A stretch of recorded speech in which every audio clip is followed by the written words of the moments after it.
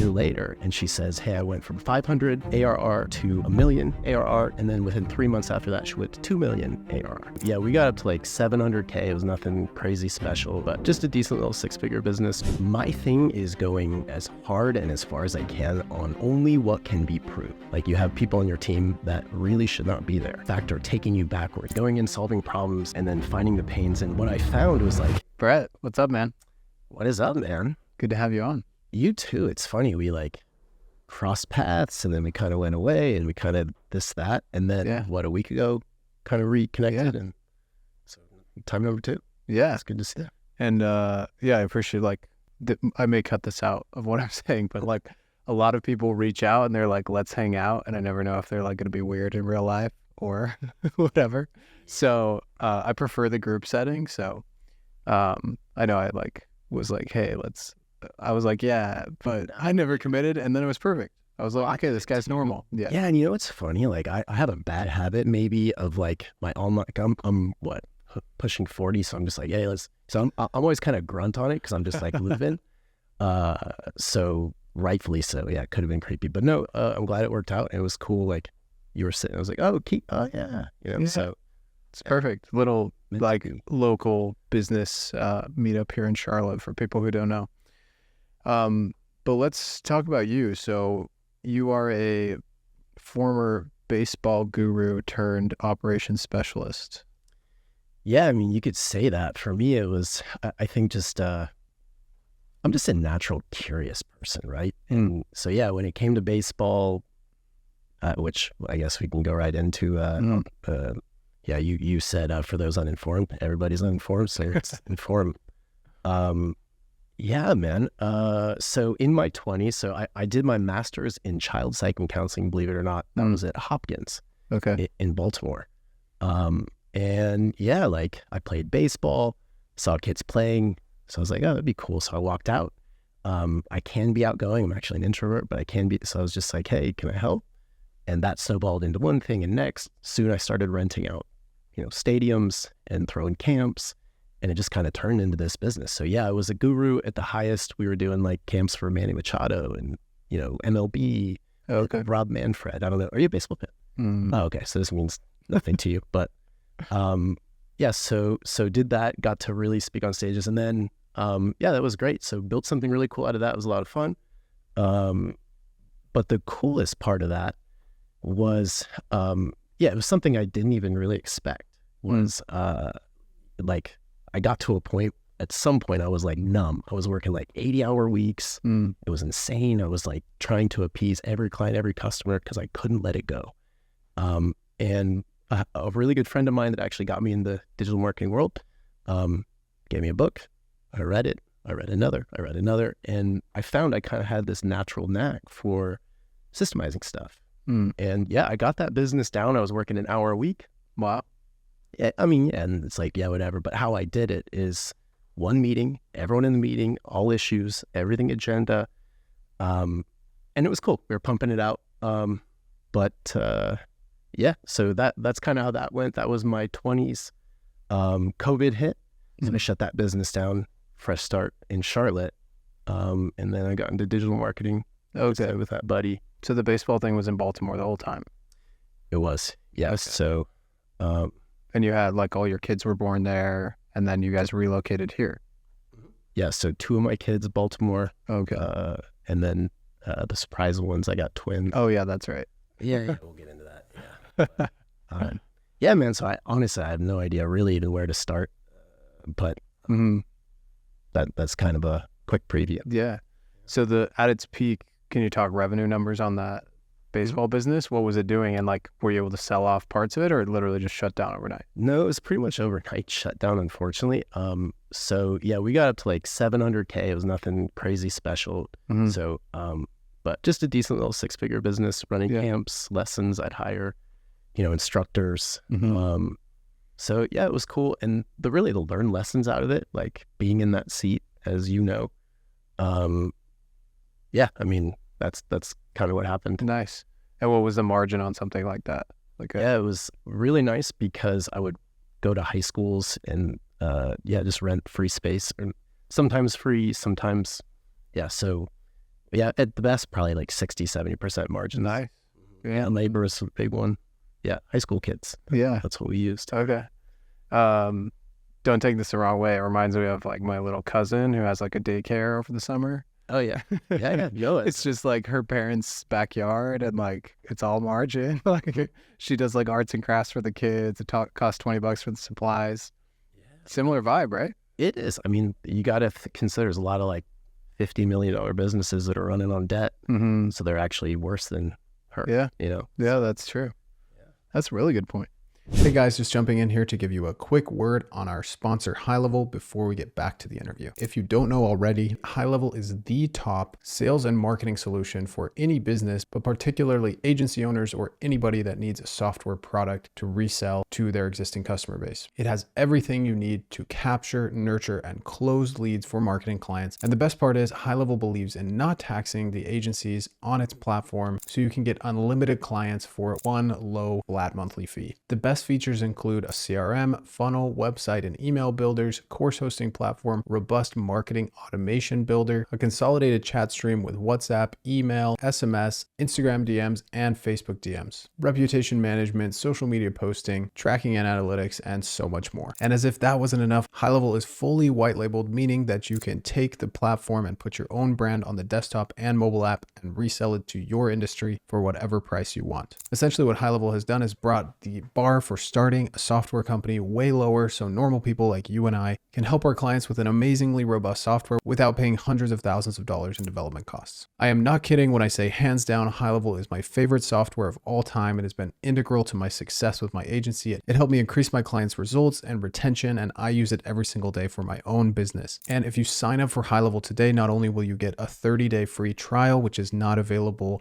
on their website, but you'll get all of the bonuses listed at itskeaton.com/mastermind, which gets you support, templates, and courses to kickstart your HighLevel journey and get those first few clients or scale to your next few clients. If you're already a HighLevel customer, you can also get all of those bonuses by upgrading to the next highest plan underneath my link. Instructions for that are also at itskeaton.com/mastermind. So what, you say an hour a week, like you weren't responding to anything on any other day of the week, and were you just like meditating for 8 hours a day? Like what did you do during that time? Dude, it's actually funny. So, I mean, the real answer obviously is I was doing what I wanted to do. Mm-hmm. So yes, I would go out and do stuff, but if I didn't want to do it, I didn't have to. That's somebody that could. Yeah. No,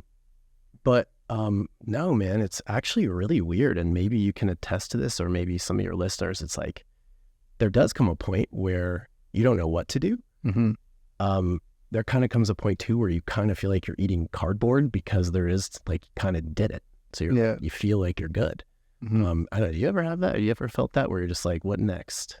Yeah, in some ways. I think I see it coming more often now because I've had a couple of moments like that, and I tend to not get to that point because I insert some more stuff I want to be doing before it happens. Yeah. So lay the tracks quickly. Yeah. No, there's been times where I laid down myself and I thought like, boy, did I just lay that thing down because I was bored and I wanted to get on to the next thing?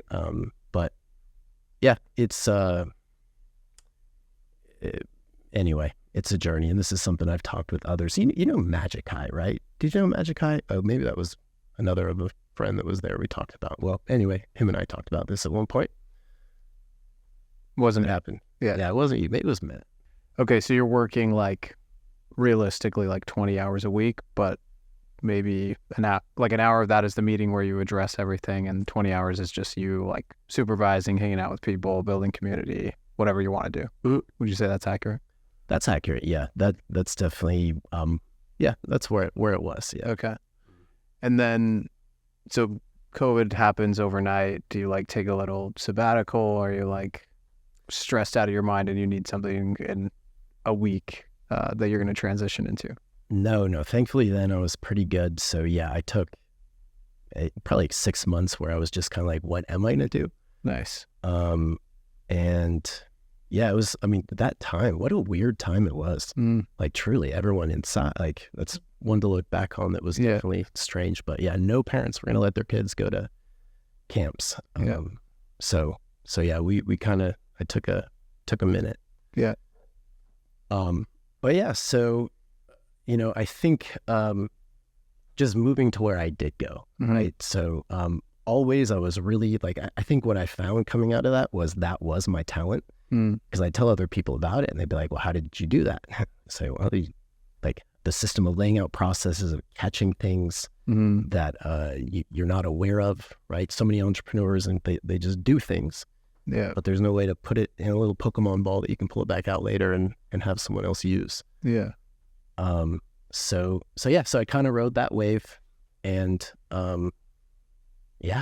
this buddy of mine, so he's a genius marketer, this buddy of mine. He lived on a little yacht in Baltimore, and we would get together, we'd talk. And he had, a digital marketing company for roofs. And he was crushing it, but he kept complaining. He's like, my team is out of whack. Every time I try to do this, something else breaks.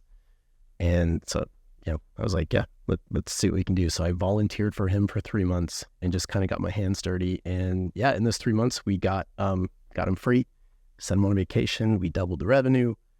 Wow. And I was like, yeah, cool. All right, this works for everybody. Maybe this is a talent. Maybe I should ride it. Okay. And when you say doubled revenue, like 100K to 200K a month, or? Yeah, well, let's see. So it was more like 60, 70 at the time. Okay. So yeah. Love it. Whatever that math is. Yeah, 120. Yeah. Okay. And we'll get more into like the mechanics of what you actually did with him and others, but give us a few other success stories. Like, what's the archetypal person that you meet? What are they dealing with? And on the other end, what are some results you've been able to create with this? Yeah, I mean, the archetypes. So I think really every entrepreneur seems to come to this point, like, you're overstressed, you're overwhelmed, you can't sleep, you go to bed thinking about what do I need to do, things popping up, those fires from clients, and just problems in general, like things that get, overwhelming complexity. And I would say especially now people with teams, but even individuals growing their own thing, getting in their own way, it's like, yeah, there's a way out. So it's my job to find it, give them that insight, find out the problems. So that's typically who I work with. Yeah. Wins. Well, let's see. So, look, I think every client is a little bit different. And as we were talking about a little bit, I think, it's weird. It's like the complexities of business go so deep. Every single business, right? It's like what as the entrepreneur to this point. It's how you've set it up. It's your team. What do they know? The vernacular. What's the systems? What's our tech stack? What's the clients? What the expectations of clients? So that plus many others, you change one thing, and everything else, can change as well. So it's really unique to the client of what is their biggest, hairiest problem. What is their water in their desert right now? And so you kind of have to trace all that back. You kind of have to get an understanding of all until you can have a clear plan to move ahead. So that's kind of the world I live in. It's a fun puzzle always. Can you give us some recent examples? Like, what was the business and what was the monetary or lifestyle outcome for the founder at the end of working together? Yeah. So most recent, right now I am working with a digital marketing company, and she's in tree care service. She's like a unicorn, man. Like, she does everything. So going in, literally the second call we did, she was like screaming, crying, yelling on the phone that this can't go on. I can't do this anymore. And I know we've all probably had those moments at times. So she was doing it in front of me. It was just kind of heartbreaking hearing that. And it was cool to hear her voice that, but also heartbreaking. So that's where we started. That was about 5 months ago.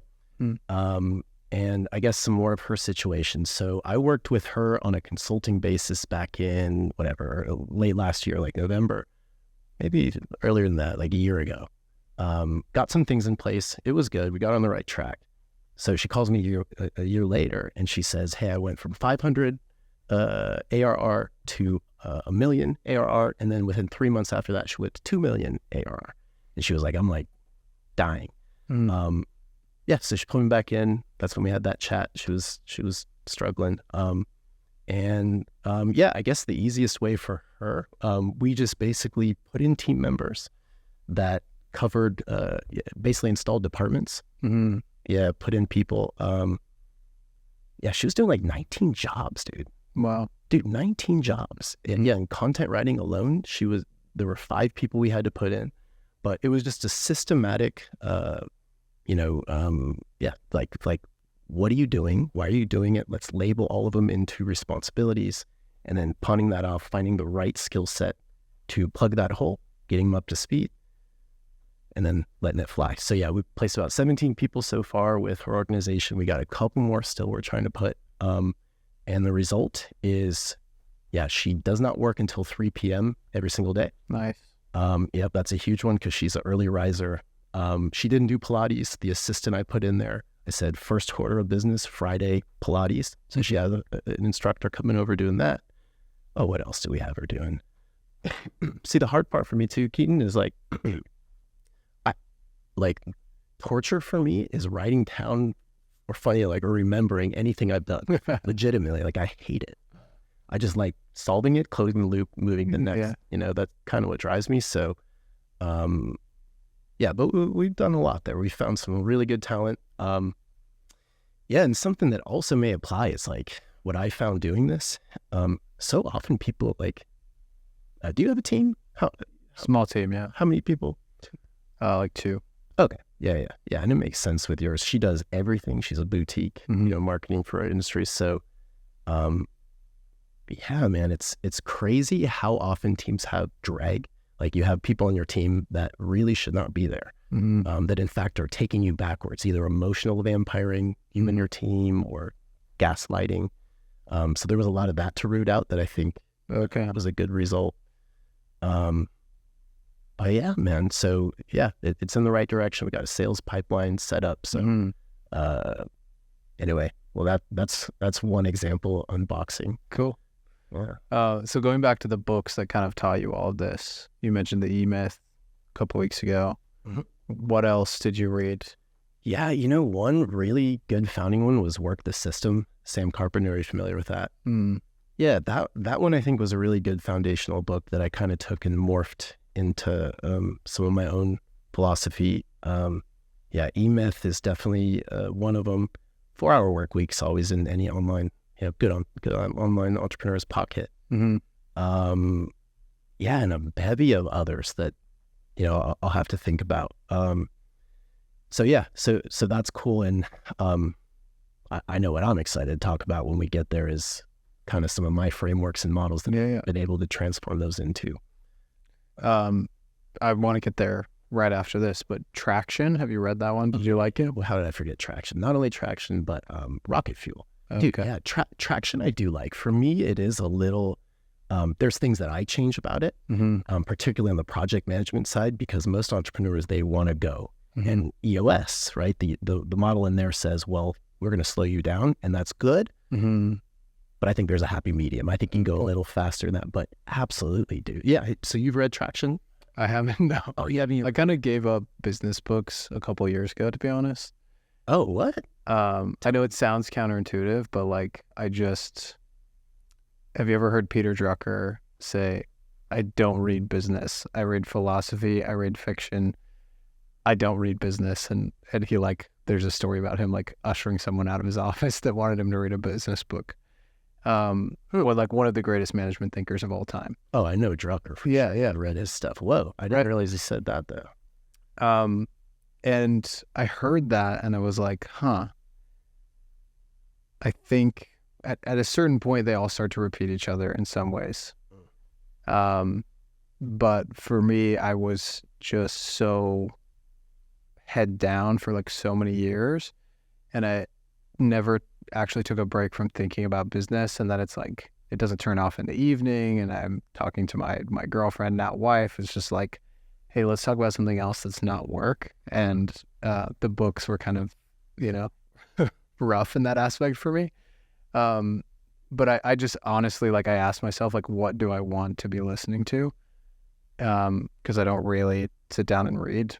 And if I buy the book and I get 2 chapters in and I don't like it, I don't feel bad for not continuing to listen to it or whatever. But yeah, I don't do much business anymore. But if there's a specific problem I was trying to solve or a specific recommendation where someone was like, you have to do this, and then I listened to the first couple of chapters and I like it, I'd continue with it. But I did so many for probably too fast that I just got burned out of them.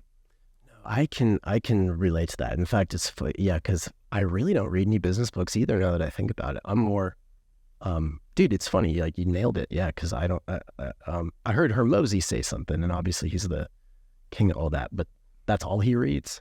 It wasn't because of that I did it.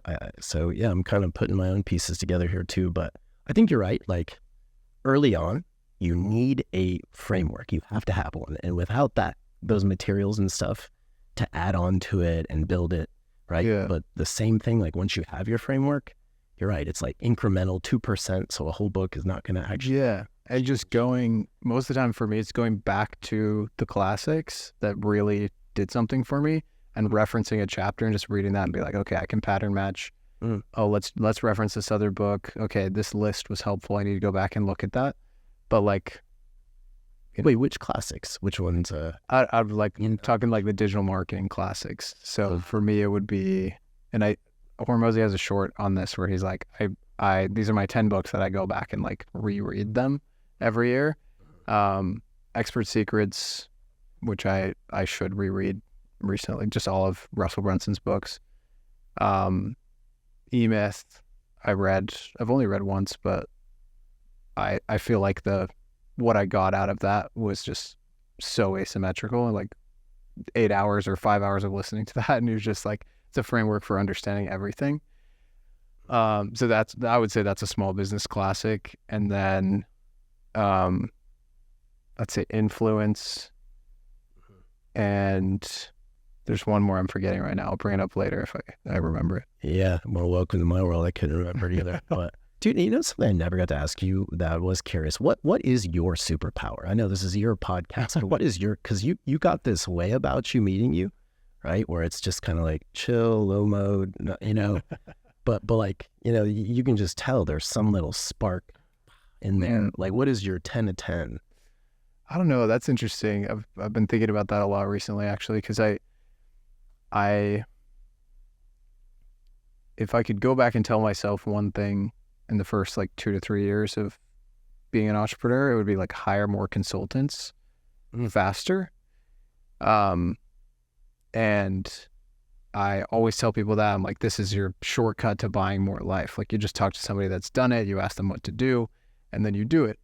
And I didn't do enough of that at the beginning, and my journey was a lot slower because of that, which I think is fine. But recently I've just been on a very much like very intentionally seeking out coaches, seeking out people that can help me. And it's interesting because I feel like the coaching doesn't actually help in that following what they're saying. Like maybe there's 20-30% of it is like amazing. And then there's like 70% that I'm just like, I don't think that applies to what I actually want. So I don't know if it's and I'm now moving out of those coaching relationships and just like this, like what I have built is actually very unique. And I was trying to, I had the wrong coach for like a different model, essentially is what I'm saying. I don't know what my superpower is, but I would say it's being able to like just test and iterate and like eventually get down to what it is that I want. But it's very selfish in that way where I'm like, business for me is just a lifestyle outcome. That I've said a lot of stuff about like serving people and helping and all that, and it's true. Like I love that. I enjoy that. I enjoy seeing people's results. But at the end of the day, recently, especially like with the family, it's just been like, how can I go get some like mental stimulation, have a lot of fun, become the lord of leverage, where I'm just like, I put in an hour and I've created $100,000 worth of value. Like that's, you know, the aspirational hourly rate, let's say. And then switch that off and just be in like full-time dad husband mode, you know. So definitely not. That's the muscle I'm trying to build. I wouldn't say I'm there yet. And some good conversations. Yeah. So, because it's funny, man. I talk to a lot of entrepreneurs, and being in this position, I was telling you I had twins, and for a time I was like moving on the circuit, starting to go talk, and I loved it. And that's kind of where I'm obviously here and again, you know. Yeah. But so I know the family, like twin, dude, it just took, I was like, I'll be fine. It's good. No, it shut me down. So I took another sabbatical. But just talking with entrepreneurs, one's like yourself, and the differences, and you haven't read Traction, you probably haven't read Rocket Fuel. Okay, dude, that one really changed my own perspective of myself. Yeah. And if you're familiar, it's like there's the visionary type of entrepreneur, and then the integrator type, right? Yeah. That's an E-Myth too, though. E-Myth is a little bit different, but yeah, I guess it is. They lay out the types, don't they? It's actually been a while. Let's reread E-Myth together. Yeah, we could just do it on the podcast. Yeah, let's just like that. Just like do a close reading. Yeah, but Mr. Rogers style. Yeah, or read the names. Yeah. No, dude, but it's funny. So like for me, being on the stage, I do love it, but I hate coming up with my own stuff and having like what drives me is being that secondary force, like you know, my tagline, my fake tag, like the number one, number two, or whatever. But just helping people find that, I think that goes back to the counseling in me. And yeah, man, like it's just cool watching your thought process, trying to figure out what it is you do so that you can lever it. Yeah, so you don't have clarity. Yeah, well, it's interesting because going back to the business book thing, like part of the reason I don't read it is I'm like, it's just pretty much as a function of hiring the right people and getting the right clients. Like your business will suck if you have the wrong people, and it will suck if you have the wrong clients. And there's only so much you can do outside of that from an operations perspective to fix those two major issues. And so for me, it's all about how can I hire somebody with the most experience to take care of this thing that I'm doing too much of, or that somebody else is doing too much of, and then just constantly testing that. And you know, I've done a lot of things where I've hired stuff out, and then I'm like, no, I should be doing this, because the nature of a creator business model is you're kind of like, it's like an inverted pyramid where like you're at the bottom and there's a lot of work that you have to do that isn't outsourceable, unless you're building a media company or something like that, which I've considered. But then a lot of this is coming from like, I grew up too fast. I had 6 employees when I was 22. The stress of that payroll wasn't that stressful, but the having to act like I knew what was going on at that age stressed me out a lot. And so at this point, I'm just like, how can I have overseas contractors that know what they're doing? I have to talk to them. You know, we message daily, but I have calls with them never, or, you know, once every couple of weeks or things like that. And it's just a lifestyle outcome at this point, because I've been on the other side of like, I'm going to build a team and have all this, you know, and you think that sounds sexy from the outside, but for me personally, at least at this point in my life, it just doesn't work. Yep. It's not what I want. So let's talk about your operational framework though. What's the Brett Linenkohl methodology? How have you combined all these books to create the best lifestyle outcomes and monetary outcomes for burnt out entrepreneurs? Yeah. So like mine really is, my thing is going as hard and as far as I can on only what can be proved, only the stuff that is objective, that's logical, that is real, right? And for you, more as a solopreneur, that's helpful to an extent, but it's really helpful once you get past 5, 6 team members, knowing who's doing what, right? Because at that point, you know, I think it comes down personally to 2 main things to have smooth operations, right? It's, you know, it's processes. What is the ironclad exact process that we need to take to make, you know, an outcome? You know, so there's that. And then it's, how do you hold people accountable? Ideally, the ones that have the skill sets to do each of the things, accountable to executing those to perfection, right? And so, you my model, it's interesting. I've worked with like 45 businesses, probably 90% agencies, and then some other mixed ones. And every time I go in and solve problems, I have a process engineering team, and we'll take that and we'll map it out. So I'm a huge fan of just visuals. To geek out, like for me, like math, like 2 + 2 is 4, right? So you cannot, like it is. And so my whole thing is like, if we can just get to that, no one can argue, right? And so therefore it's all just execution. There's no, well, what about this way or that way? And there's also no waiting for that entrepreneur to make decisions and say, should we do this or should we do that? Once it's set, follow the thing and then add new ones. So it's kind of, it's kind of adapted. I call it my factory model. Okay. But how detailed would that initial process map be? Like, is that, let's say we're onboarding a client, are you talking about like that type of SOP, or is it more internal stuff, or both? Yeah, both and all of it. So like, we're opening up a real rabbit hole here, and I can totally geek out. So stop me if it gets a little too. That's what we're here for.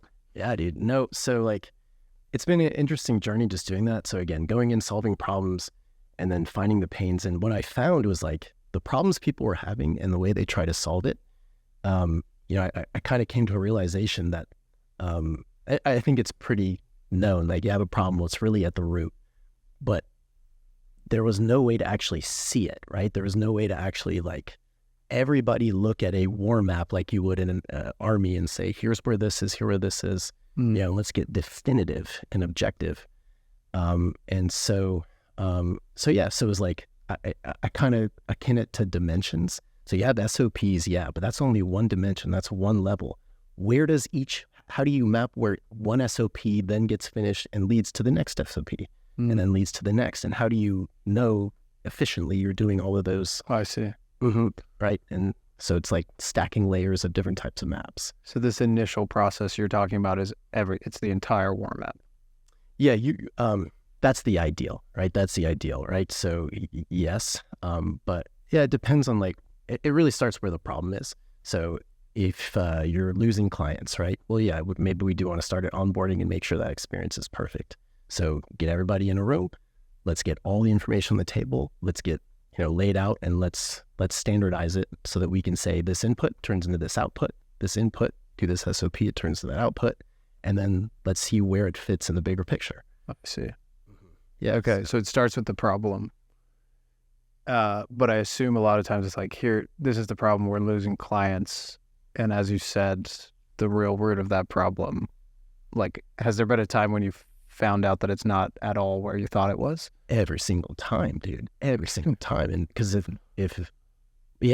first off, if they knew where it was, they wouldn't, right? But I would say most problems are more than anything into miscommunication or just intangible things that like people assume this person's going to do this at this time, right? Or,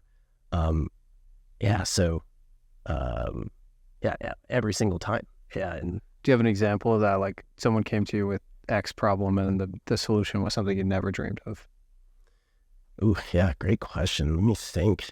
There was an IT company, and they were trying to say, their team member was not doing well, right? And so they wanted me to come in and get a fresh look and analyze, like, is he really who he says he is? Is he an A player? Is he a B player? So I started talking to him, and then I said, well, like, what? Yeah, he started laying out his process, what he did day to day. So we started mapping that and looking. Yeah, well, anyway, tracing it all the way back, 100% the issue was actually the owner, right? Because he was not being clear exactly on what the outcome was to be. And therefore the guy didn't have enough information to actually execute correctly. So I guess that comes to mind, and probably as we proceed, I'll come up with it. I'll think of another as it makes. How do you break that to the owner when you're like, hey, oh, dude, you look fat in that dress? There's profanity allowed on this podcast? Yeah, you're fucking up. What the fuck are you doing? Okay. Like, do you realize like you just hung this guy out to dry and it's your fault? Like, so no wonder you're feeling it, right? No wonder clients leaving you because, so definitely things like that. And part of my job is that it's a weird artistic and scientific mix of like me trying to get what is the actual thing. But a part of my, I guess, we talked superpowers earlier, part of my own is like, I'm just really good at reading people. I'm really like, I can just feel it. It's weird to say, but I can just feel it. So if I like, in our sessions, like I get into it and I can collect info and I can just be like, yeah. So it's kind of, putting those two pieces together and. Got it. Yeah. So what would you say most agencies are struggling with when they come to you, and where does the solution tend to be?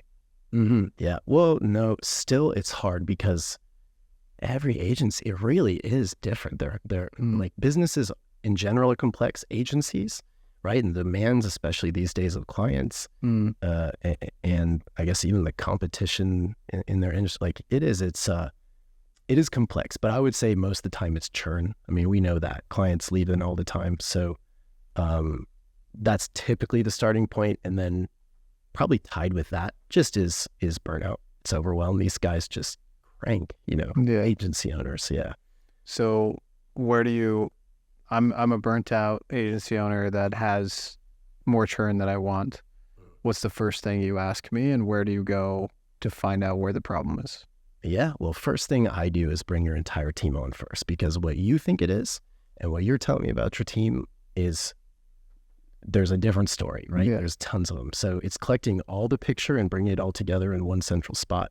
But I don't know, let's workshop it. Let's pretend. I mean, you owned and sold an agency. Let's do a sample one. So let's say I'm in the home services niche, and I'm doing like, between 10 and 20K a month, and starting to bring on like the first people, and I'm frustrated because seems like I just keep getting pulled into fulfillment every day, and the quality of the fulfillment and the results seems to be going down.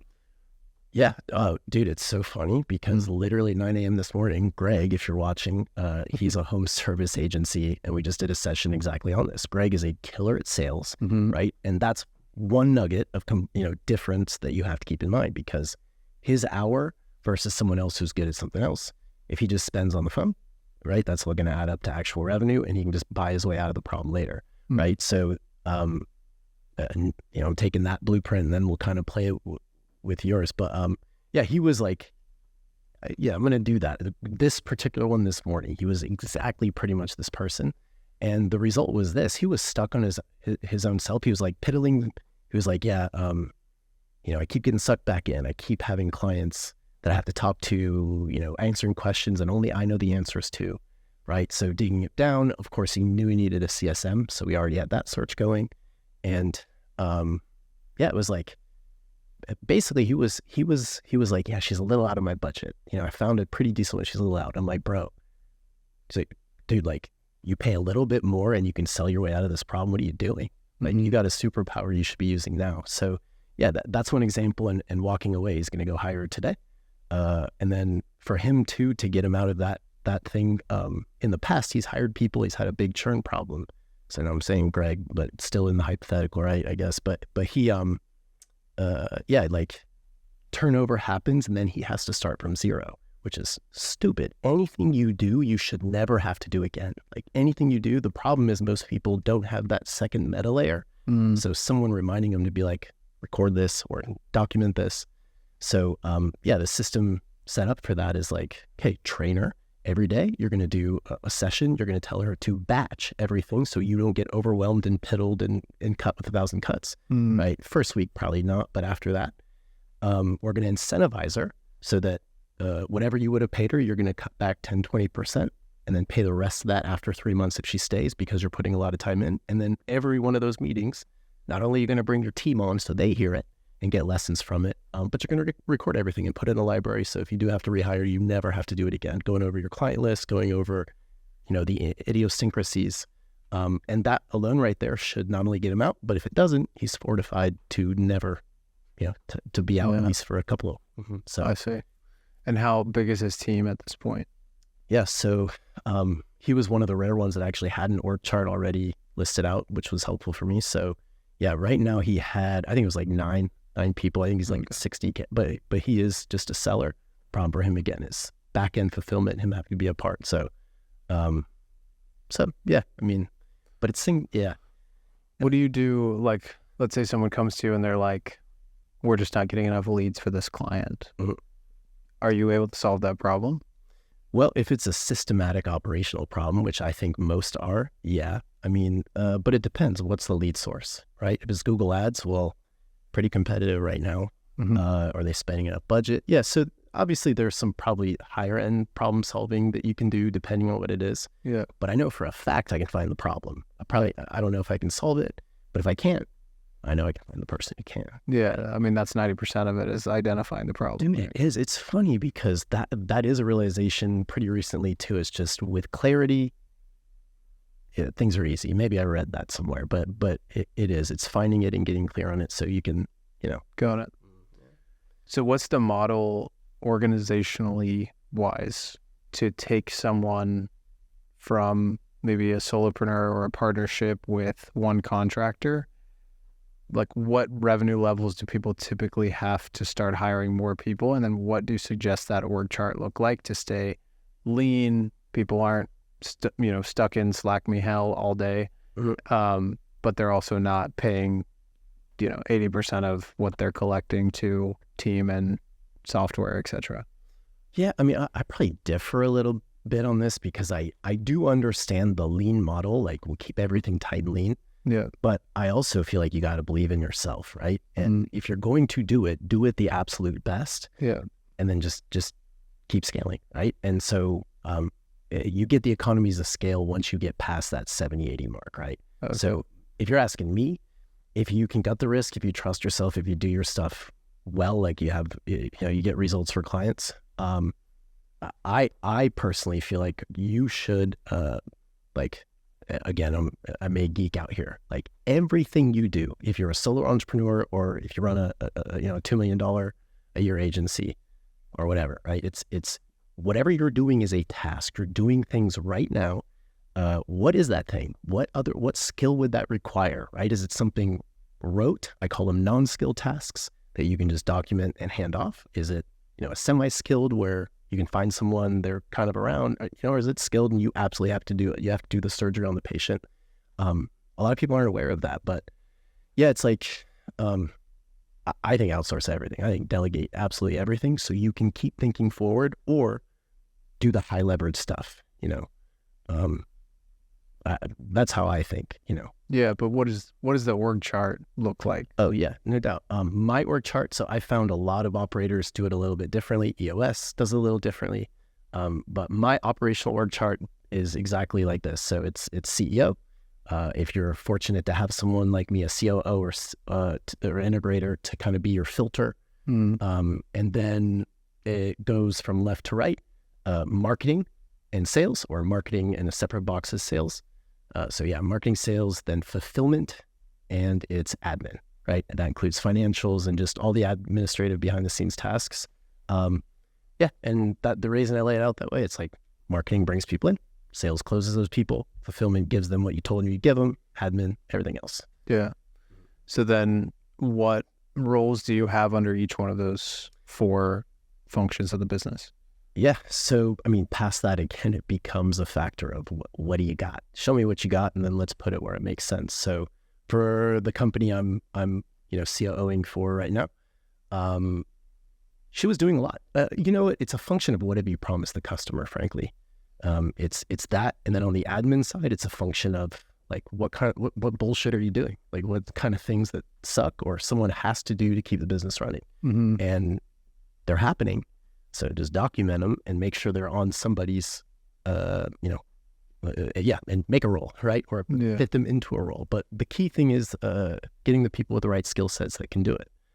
Got it. So what I'm hearing is it's not really about the role itself.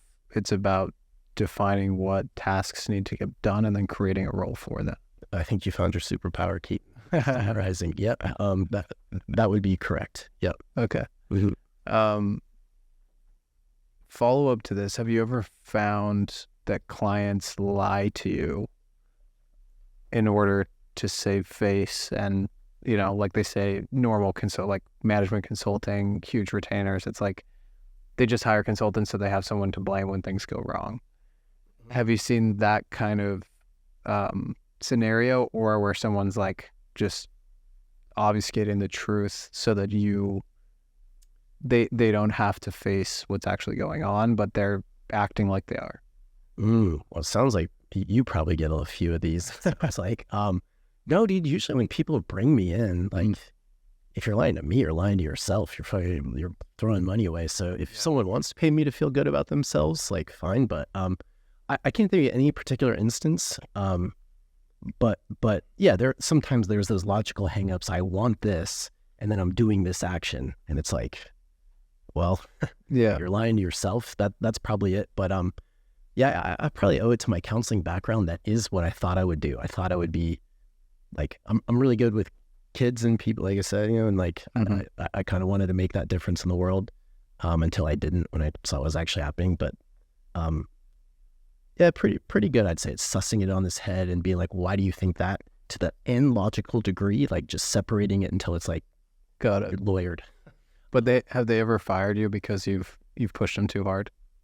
No, because one of I would say another thing that I like to make sure I do is like, I'm here to make your life easier, right? If you're a CEO, I don't want to say, okay, now you need to do X, Y, Z, go, right? I am who on your team do you have that can do it? If they can't do it, where's the skill I need to find so that they can? Yeah. Right. So, so I it's funny. It's also, so I had another client I just wrapped an engagement with, a very successful marketing agency. It's been like 9 years, limos actually. Nice. Yeah. Every niche out there. Right. Yeah.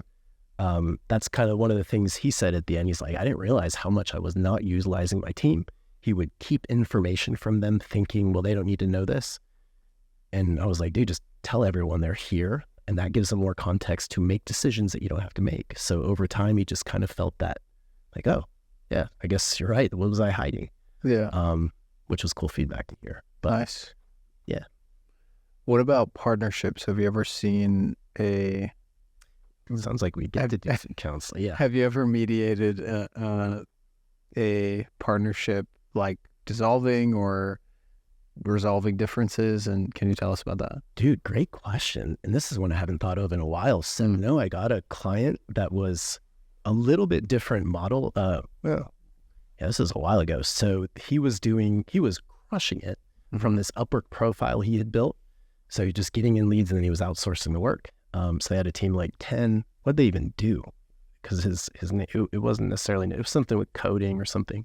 And it was him and his partner. So his partner was from Yale. He was like a Yale background, very smart guys. Okay. Yeah. And it was the typical partner thing, basically like, I'm doing all this. I'm doing all this. What are you doing? You should be. So yeah, dude, it was interesting. They hired me and I don't think I said, but like 10 words practically. I just got to prod and ask questions to see what's your side. Okay, you heard him.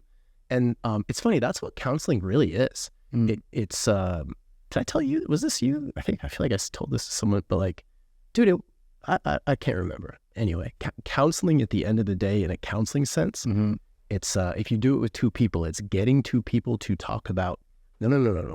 That's not what he means. That's when he does that, that's not what he means. That's not what he's saying. He's saying this. Oh, okay. Oh, so it's like, it is cutting. Yeah. And then when you do counseling with you, it's really doing that same thing to yourself. When I feel this, oh, I didn't realize that this thing that I've done forever this way and felt this way and thought was this way is causing this or this. Yeah. So interesting. Yeah. So in a business partnership, there's no different. We're humans. We have emotions. We're driven by emotions if we can't control them, which is very hard to do. And these two, it was cool. Yeah. By the end, they were best friends again. I really should follow up with these guys. But yeah, as far as I understood, they said you saved it because now we understand, we have clarity of what we're doing. Yeah, dude, really cool guys. That's I like great. this. Yeah, I told you I need you to pull it out of me because I forget. Yeah. When you said, I was worried about the future of this podcast, when you said you couldn't remember things, you don't like remembering things. I hate it. No, for me, it's like, dude, I'm a loop closer, right? Yeah. So if I go in your business, That's true. yeah, it's like open loops cause this anxiety wave in every entrepreneur, and you can't stop thinking about it till it's closed. Some never get to close it. I worked with one actually very famous guru. No, I'm not very famous, but like No, he's famous. You're famous. Yeah, he probably would know, but he's really good dude, really really good at what he does. But he just opens like 10 loops a day and maybe closes 2. Got it. Yeah, so over time, it's like you're waking up on Mondays being like, dang. So for me, it is. It's like I just have to close loops so I can go to bed and go to sleep, and yeah, that's one of them. Got it. When you work with the client, they come on board. How does the fee structure work, and how do you make sure they're a good fit? Because what you were saying earlier about none of those clients really lying to you, they're all fairly like, actually want to solve the problem. I think is honestly it's a function of you being really good at client selection, or perhaps a lot of your business I think comes from referrals. So it's like the good people know the good people, and you don't have to deal with these clients that are ironically like rooting against themselves and like doing a lot of self-sabotage, which happens a lot when you're not vetting your clients well enough. So I think that's what's happening. But what was the question I asked? Do you remember? Well, because I see what you're getting at. You're as how do you select clients that aren't going to be a pain in your ass that you cannot get results for? And it's I'm sure you deal with it. You get especially with your YouTube channel and stuff, you get a lot of warm people that already trust you, so you can get there faster. We just cut right through it. And what is the real problem? Well, that's not it. Why is that? No, that's the real problem. And yeah, I've been really fortunate to have a lot of really smart, really, successful people, especially in the agency space, that just are in the weeds and they need perspective. Got it. Yeah, makes it easier for me, Yeah, and I know you were talking about, how I work and the structure and all that. Yeah. When you bring someone on, what are the green flags you're looking for in the discovery process? And then also, how do you price it? How do you determine how long you'll need to work together, et cetera? Yeah, no, I do mine pretty standard. Again, another loop close. So I don't work with anyone, and it's a 3-month minimum. I can't make magic within 3 months. A lot of these things you change it today, and then you have to, testing iteration. So like green flags, red flags. I guess I've come across a few like real assholes that there was one. So this one actually was a cold. He came in through one of my courses that I had up that I'm kind of reformatting. I'm going to put that back up. But he was a VC capital. He had 4 businesses, and he was just a go, right? And it started, right? He wanted, he loved it. He was like, I need all of this boxed up so I can hire and scale and go. Well, so we did it, got an engineer on it, we mapped it all out, and then scope creep, right? Changed it. No, I wanted more detail. I want SOP. So anyway, end of the day, he was an asshole. That was a red flag. Anytime you say one thing, we document it, and it changes. I'm like, bro, I can't, so that's always rough. But on the flip side of that, every client, there is a scope creep, because you do start with being very thirsty for a drink of water in the desert in this side. And then soon it's like, well, that's just water, but what's the next, there's something else. Like I need a camel to get out of here. Yeah. So it's an interesting, it's just a constant problem solving, man. It's on to the next. And that's why I think I just close. I just shut it off. Okay, well, I'll come back. Yeah. I get bored. And what's the pricing like? Like if I were to hire you today? I charge $6,000 a month. And then any labor that we have to bring in that you don't have on your team, I'm very good at finding the right people to get it done quickly. Got it. Yeah. So that's it. And that's what I've traditionally done, by the way. And maybe I mentioned this too, like my new business, that as I kind of had the opportunity to come back out and solve more problems is more on the placement side. I find there's three roles that can make the biggest difference in getting people back their time. So back during my baseball days, back when I wrote a book called the shadowVA, and it was my whole system of how I got myself out with a VA and then brought my team to those hourly meetings. That was kind of the genesis of it all. Okay. So just how I documented everything, how nothing got missed. And so that role, people that are kind of doing little stuff, it's not the 5 or 10 minutes it takes you to do the thing. It's the 20 minutes it interrupts you, the 5-10 minutes to do it. Exactly. So it's a bandwidth eater. So that says pretty quick. Yeah. And so shadowVA is someone I put in, they do it. Second is the DevOps. There's so much tech stuff these days and in agencies that you just have to figure out that can waste a whole day. So yeah, these guys, they're just figure it outers, part-time, that, and then lastly, operational guys, operations managers. Yeah. So 3 main roles, whether it's the guys I bring or not. I think any agency can benefit from someone just doing the non-skilled stuff. They're a SOP follower, which should be mostly anyone anyway.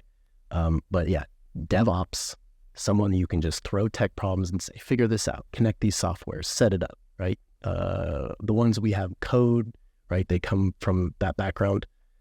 And then, yeah, operations managers, which are trained in my factory model, right? So I train them how to use the tools and how to map things out so that like it's objective. So that's something I'm working on now, probably the next month. You know, I'll kind of have that all set up. So as far as a course, you mean? Or well, it's a staffing agency. Okay. So basically just staffing roles that get you free. Yeah, very cool. Goal. Yeah. Tell me more about the shadowVA position. I feel like this is one of my struggles where I'm more cynical in that, like, I'm never going to replace myself. As I just expect this person to kind of function at 70% of what I could do. Is that a reasonable expectation, or what specifically does the shadowVA do? For context right now, I'm thinking there's a number of messages I get a day that I just don't trust anybody else to respond to, and I don't know if I ever will. That would be nice. Like, this is the, boo-hoo, you're an influencer, get used to it. But like, I just get so many per day, and I have someone managing a majority of those, and that's fine. But I'm like, I need someone where it's like they're a bit more proactive in terms of like, I need you to reach out to this person, schedule the podcast, ask all the questions. And I haven't found that person yet. So tell me about the shadowVA in general, and then any advice maybe you have for me. Dude, again, problem solving, let's do it. Like, I'm stoked. So, okay, so you're telling me, Keaton, that you have an end result that you want done, which is podcast automatically booked. And then you're also telling me you're doing it already. All right. And then, yeah, given that, you could document every step, right? Like, if we did this now and, I had some tools, or we could do it later, I'd be totally stoked to do that. A is defining what is that end. So podcasts like this, they have something interesting, right? So there's a qualification process in it that would have to be baked in. Like, the key here is this: if there is an existing process and it gets done anyway, it is totally delegatable. It's totally outsourceable. Yeah. And there are parts, yes, that maybe only you can do, sure. But there's a lot of other stuff that you probably don't have to do, right? So again, let's geek out and dude, let me just ramble here, and please make this make sense if it doesn't. Yeah. So step one, we would lay it out, right? I would say, here's the sausage. Tell me exactly how the sausage is made. What's step one? You might start one. Oh no, actually it's no, right? Eventually we get there. We get it all laid out. And then secondly, each of those steps that we'd identify, we need to classify. And I kind of alluded earlier, but I think expanding on it would be helpful here for that shadow step. So anything you do in that series is an individual task. It takes some time to do, right? So we need to look at that with a microscope, each task, and we need to classify it in one of 3 categories. Bottom, non-skilled task. Semi-skilled task is 2, and then skilled task is 3. And the analogy I use for those, imagine walking into a surgeon's office. Yeah. The secretary, right? She's following, here's the checklist. Like, anyone off the street can do that. That's a non-skilled task. In the surgeon's room, you have the semi-skilled people who do all of the prep and the setup. So they sanitize, they sharpen, they put the tools down, and no one can just do that. That takes some certification. However, there's probably a lot of them. They're graduating out of school every time, so you can find those people fairly easily. You can probably even have your secretary have an SOP to help you find those people to replace them, right? So if you're and then what's the last thing is the surgeon, the person who is only the one that has to make the cut. Yeah. So it's really a process of laying all that out. So everything is done. Surgeon walks in, gloves come on, make the cut. Surgeon walks out, right? So while you may not be able to get out of it fully, you shouldn't have to do 80, 90%, but it's probably just all kind of bunched in your head. And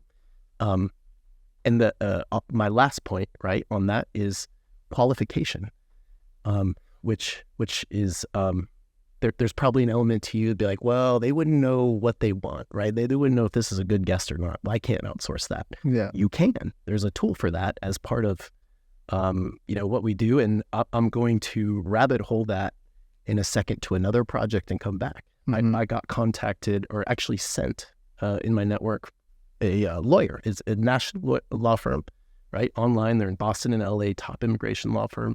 And what they wanted to do, the problem they had was all these callers would call in and they'd have to qualify. And like, they're in-house lawyers because it could get very complicated. So much so, like an Iranian male, are you 25 or older or younger? Because that makes a difference on section 25(7)(a), like that kind of detail. So they had a qualification team, and at least 2 hours a day for partners were getting taken up from calls for them saying, can we help them or not? So it didn't really work, right? So we took that. I'll have to show it to you one day. We made a beast decision tree tool, right? And all we did, they're like, no one can figure it out. I was like, no, I think I can figure it out. A beast of a decision tree tool. And the whole point is just taking the highest leverage questions that weed out the most people, right, at each layer, and just turning it down to yes or no questions, right? And we got it down to where there was only like 4 or 5 cases we actually needed to send to a partner. And it saved them probably millions a year just in whatever their fees are. So in your case, I bet you we can decision tree out. The reason I know that, you've done it enough times where you just do it now. So like, yeah, they're cool. They have some influence. They have some cool story. Those are things you just automatically do because you've done them. Yeah. But if someone slows you down and said, well, why? Well, because, okay, let's lay those out. And then why these ones? You can have somebody follow that decision tree. Yep. And then find the clues. Like, well, with their Facebook, it says this, they've been on these. Anyway. Got it. And talk to me about hiring those 3 different roles. Like I'm searching right now for somebody that's very skilled I'm sort of considering the media company route where someone's just making videos on my channel about high level or other things. And I would say they're like, to use your surgeon analogy, like they're in residency, like they're ready to start actually practicing and doing the stuff, and finding that person is very, very different than finding the SOP secretary person. What advice do you have for the differences between hiring there versus the skilled? Dude, I love this question. Yeah, because a lot of people think when you get the surgeon level, only they can do the work. You're right. It's not true. You just hire another surgeon. Yeah, it costs more. So how do you find that person? Like the way I do it, if I were to come in and say, like, you have to start with the customer. You have to start with the end moneymaker. What do they want first, right? And once you know what they want, now we have criteria to say, well, so heart patients, right? Okay, we need a heart surgeon. We need someone who's been and has those credentials. Yeah. I would say in your case, it's more like, like media is like, how many people can they bring? There's kind of an extra thing to it. So does the surgeon bring 20 clients and it pays for itself? That's a part of the strategy I would want to know. And another question I would have for your instance is like, are we segmenting Keaton? Like go high level section, this, that. And if that's so, it's very easy, right? Because we just have an hour-long conversation of each segment, and then we really dial in. What does that mean? What do they want from that? What is the end goal of the people actually watching those channels? Do it however many times. Now we have our job description, and now you can start interviewing and saying, can you do it? Now you're looking next for personality, right? And that's kind of more of the finer second, third round. And then you get to testing. And always, by the way, anyone at home, when you hire someone, do a 2-week trial. Do a 2-week trial. See if you get the results you think. For you, I don't know, maybe there's probably a way to unroll that, but. No, yeah, the 2-week trial thing is huge. It's great. And then, like, as far as rolling those job descriptions out, are there platforms that you like or hacks that you use, both for skilled and unskilled? Because it sounds like that's part of the secret sauce is being able to get these people fast to the founders who need them. Yeah, I mean, okay, like me personally, if I'm doing a custom search, like usually for me by this point, if I just talk to you, I can get what I need. And then right off that meeting, something happens with me where I just go blank. I don't even know where I go or what. I just start posting where I think I can find it.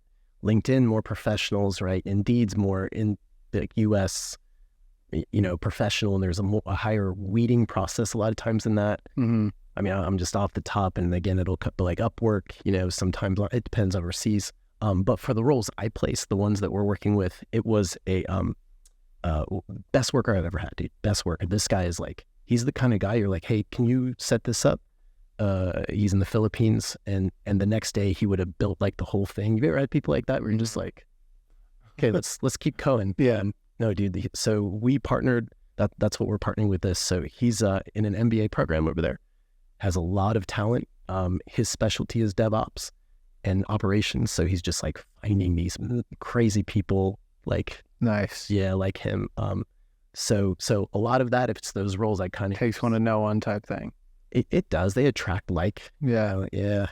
But that's really cool. Yeah, I had a similar idea. I didn't end up chasing it down, but my designer is this type of person. I just randomly found him on a freelancer contest, if you know what that is. So the freelancer.com. Oh, freelancer. Okay. You can do a contest where you're like, hey, design this logo, and like 80% of them are just like AI, whatever. And yeah, but you can literally put a bounty of like $50 and you'll have 500 ideas, which is valuable in and of itself. It isn't so. But I had tried a few different contests, and then I found this one, and I was like, I like this. He's obviously worked on it. He put some thought into it. That I said, can you tweak these two things? And it was like 30 seconds later, it was done. It seemed like 30 seconds, probably more like 5 minutes.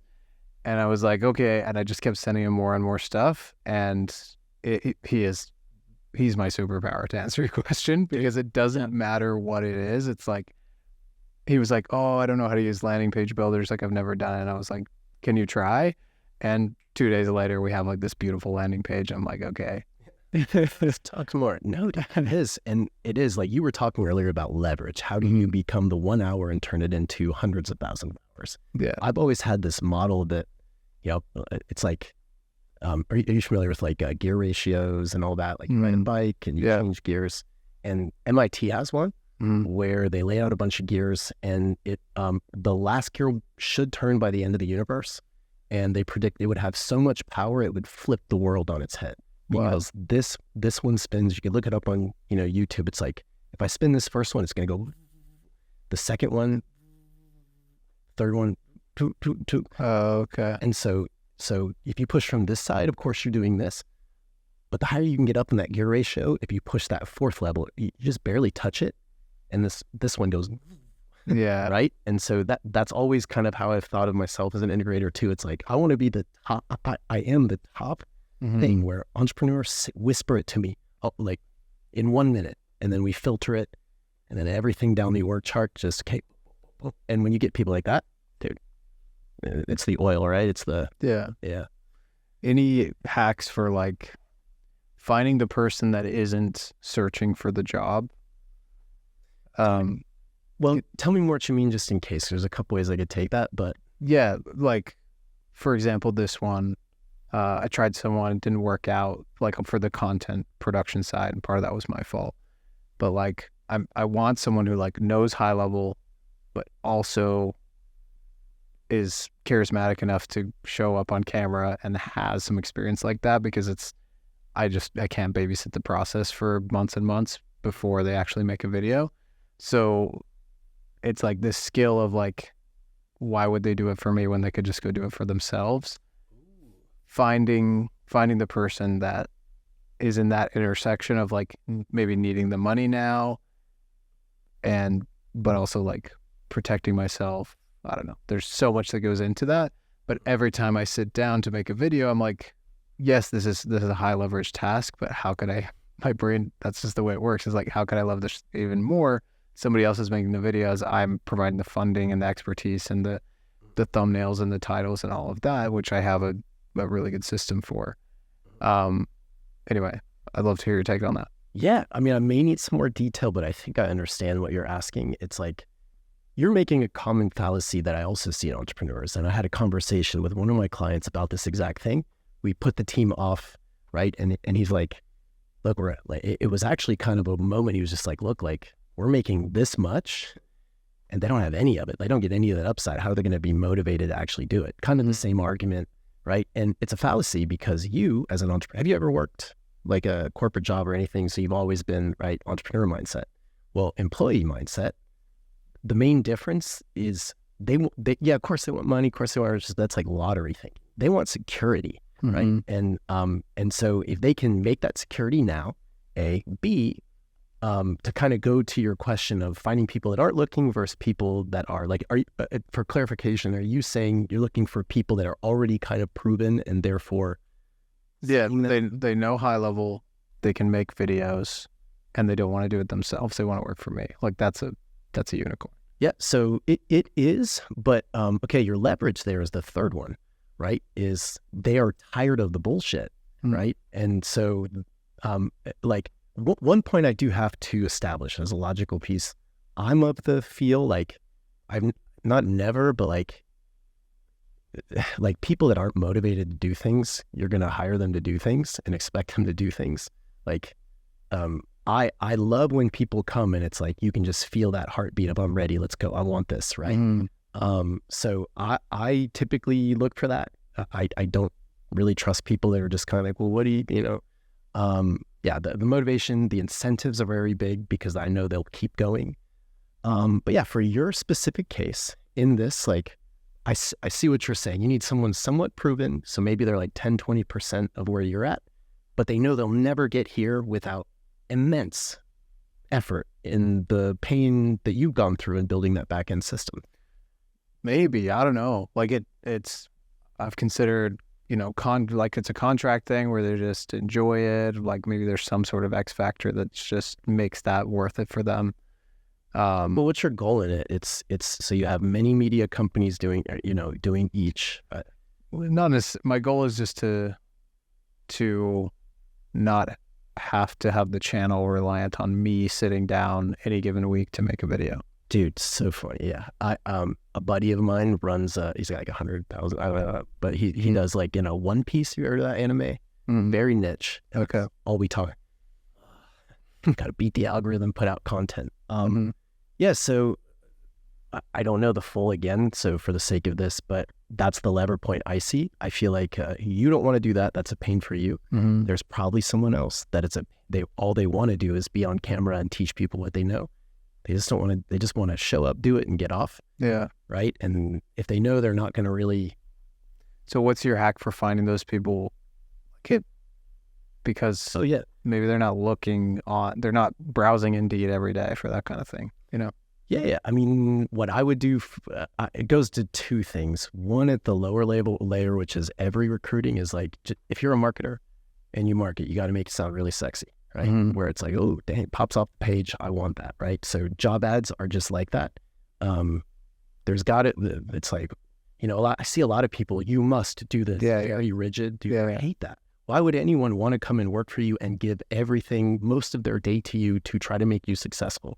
Yeah. Right? So it's kind of like, again, I go blank when I write those. I'm not even joking. I just like can feel it. And I'm just like, boom. So again, I seem to weed out, and attract. But the other part for you, I think you're probably looking more at cold outreach. You're probably watching a lot of who's who, and you're probably looking at that bottom 25% echelon, because you've been fortunate to break that threshold. And a lot of those, they're still looking up saying, what's the rate? So that's a pretty good deal for somebody in the right spot that's just like, oh, tomorrow I could just have this, and then you got a lot of upside you can give if they're successful, especially with the multiples that you would probably do it in a media company, then to get a little piece. It's a good give and take. Got it. Piece as in equity or rev share? Again, it depends. It depends on your goals. You never obviously want to put yourself in a position that you're like, yeah, it's probably good today. And then 2 years later, like, whoa, what did I do? So you could do percent of the whole thing each year. I think it's important in those structures that just always everyone's doing, like, if you're not a part of it, like you get the equity, you built all this, you had the asset. For others, it's they got to keep bringing it. Yeah. Okay. Yeah. Got it. So any final words of operational advice to agency owners? Yeah. Look, man, like there is a reason. Generals on battlefields back in the day were in a tent and they'd lay out a map, like something visual. There's a reason engineers have blueprints before they start building, and they have window guy and paint guy and foundation guy, right? There's a reason a quarterback has a playbook before, and they don't just say, go do whatever you're going to do. They coordinate and align to something first before they go. And what's interesting about that blueprint, it's not a bunch of mathematics. It's not a click up like words that you can't even read without like taking for, it's like, it's visuals. And this is the obsession I had. Have you heard of Benoit Mandelbrot? Yeah, I don't think many people have. So this is kind of the geek mode, but basically as a kid, he was a mathematician back in the 80s, or I think maybe he died in the 80s. Anyway, he came up with some cool stuff, fractals, all that kind of thing. Oh, well, yeah, he basically, instead of looking at equations, in his head as a kid, he would turn them into shapes, and then he would solve it with like visual shapes. And his whole thing is like X-ray, visual, you need the data. I don't see enough business owners using actual visuals and laying things out to align their team and get to a result. And to me, that creates a lot of misalignment, a lot of people make mistakes, and who's the one that pays, right? At the end of the day, it's always that agency owner. So time and time again, it's that. And it's as simple as just saying, so I think that's kind of what I found. Operational advice, I think as long as you have a process that is clear and people that are accountable to it, you can get pretty far. Cool. Would you say like vision and culture play into that? Because you haven't brought that up yet. Yeah. But you've alluded to don't keep things from your employees, which I think I am guilty of, but not because it's more out of laziness than like, I don't want them to know this, like I just want them I don't want to distract them or whatever. How does vision and values play into this process, and what do you like, how do you avoid just talking to them all day but still making sure that they're getting what they need to and having the full context so that they can act without you? Yeah, well, again, like everything me, it's multi-layered, right?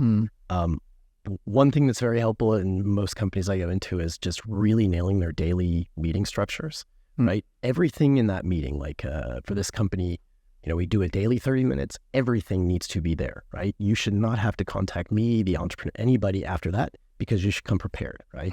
So that daily structure, a lot of people that want to live that lifestyle, they're like, well, I'm not going to, I'm good. But by doing that 30, you actually relieve yourself of so much more time.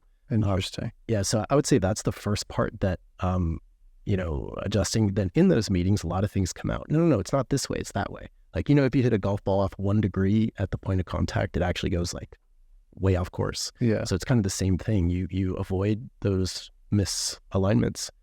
And then, as far as vision, it can, we're close here. Very close, getting closer. On the vision part, like every entrepreneur knows their vision and they don't. They kind of think they know it, but they don't. So grilling it out of them, it always is like pounding down. So the best you can do, in my opinion, which is also good and important, it's like trying to define northwest or north, right? And if everyone moves north or northwest, you can always kind of kick it west or north. So it's keeping the vision vague, but you have to lay out a vision. This is where we're at. This is where we're going. And then you kind of make your moves along the way. So that is important. That is the owner's thing, right? That is a fun part that I like to do. I have like a workshop model kind of based on EOS, my own vision, where it's like, all right, tell me everything. Let's make your vision, put it on a board. Those are always enjoyable. But yeah, the team's nothing at. And honestly, the team doesn't even really care. They just need to know it. And they need to know it like 7 times. And then they'll start making decisions towards that direction. And I'm just kind of checking these off the list. The last one you mentioned was culture. I'm a believer you can't really create culture. Like culture is more riding a wave on your surfboard than it is saying, wave, do this thing. So the people that come in, how they come back, their backgrounds, how they react to questions, how they communicate, all those factors, you kind of have to write it. So for me, when I build teams, one of my favorite things to do, I was a quarterback, so I know you have that playbook. And yeah, man, I love just seeing like, okay, that guy's a lot more assertive. This person's this. Okay, let's make them do a presentation, make it fun. You know, everybody's kind of more bought in. Let's level up that way. So yeah, that's what I think. I know other people have thoughts. Yeah. Nice. And as far as like just a hack or maybe an exercise that someone could do on their own after listening to this to unlock the next couple levels of growth. Oh yeah, great. What would you say? Let's go back to the org chart. Yeah, so like I do have a course. I'm gonna retouch it up as I've been telling you. Like I'll get there. Like these twins are getting older. So I have a lot. I'll give everything, give it away, and there's a lot of that. But going to the org chart, here's a real simple one. So if you like my structure and you write in, make a box, just do it on paper. And at the top, write CEO, write your name. Go to COO because operations is a little different than, all the CEO stuff. You're probably writing your name in there, depending on your agency size. Maybe you have someone there. So write your name in. Then write marketing, sales, fulfillment, admin.